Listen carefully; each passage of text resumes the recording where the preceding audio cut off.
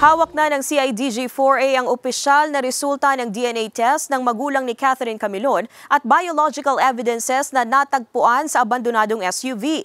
Kinuwestiyon naman ng pamilya Camilon ang paggamit ng cellphone ni Police Major Alan De Castro habang naka-restrictive custody. May follow-up report si Denise Abante. Dumating na kagabi sa Regional Office ng Criminal Investigation and Detection Group 4A ang opisyal na dokumento ng DNA results na isinagawa ng forensic group sa Camp Crame. 99% na tumugma ang DNA profile ng mga magulang ni Catherine Camilon sa mga nakitang biological evidences mula sa natagpuang pulang SUV. May nakitang buhok doon sa dishwashing sponge, no? Naikumpara ito sa specimen na binigay ng Camilon parents. Nag-match with 99% parentage. Ibig sabihin, ang buhok na ito ay offspring ng mag-asawang Rosario and Relmer Camilon. Ngayong araw din, dinala ng CIDG-4A sa Batangas City Prosecutor's Office ang mga dokumento na siyang magpapatibay umano sa kaso laban sa mga suspect sa pagkawala ni Catherine Camilon. I-evaluate namin pareho kung pwede na ba itong the same case or bagong kaso.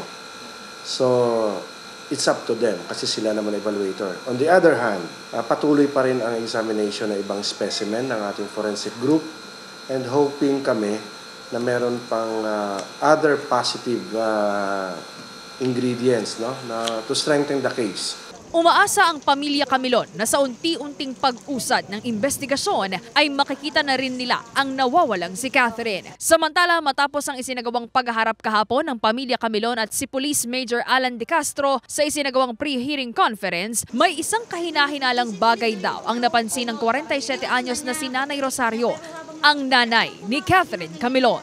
Napansin ko habang nakaupo, nakaganyan siya, nakaupo, may tinitingnan siya doon sa baba niya, doon sa may lap niya.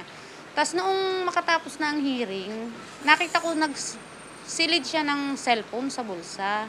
Tinanong ko kila sir, pwede pa talagang gumamit ng cellphone ang kagaya niya? Ang sinagot lang allowed pa daw na makagamit siya ng cellphone. Para sa pamilya Camilon, hindi na raw dapat pang nakakagamit ng telepono o anumang komunikasyon sa labas si Major De Castro habang nasa restrictive custody. Pag sinabing may cellphone ka, may maraming makukontak ka. May matatawagan siya, may pwede siyang kausapin. Siyempre nadudoon yung takot namin bilang pamilya dahil sinasabi ngang yan nga yung suspect. Nangangamba sila ngayon para sa kanilang kaligtasan dahil daw sa mga posibleng mangyari o epekto ng paggamit ni Major De Castro ng telepono habang naka-restrictive custody. Pwede pa nga raw ito ayon sa Police Regional Office 4A. Sa restricted kasi, yung ano lang niya, yung galaw lang niya. Anytime na kailangan siya for investigation, nandyan lang siya. Para, di ba, ma-limit natin yung mag-influence niya sa case. Pagtitiyak ng Pro4A na tututukan nila ang seguridad at kaligtasan ng pamilya Camilon at pag-uusapan kung posibleng ipagbawal na ang paggamit ng telepono ni Major De Castro habang nasa restrictive custody. Nasabi din ng aming regional director na lahat po ng assistance na pwede natin i-provide sa family ay ipoprovide natin even po sa security nila.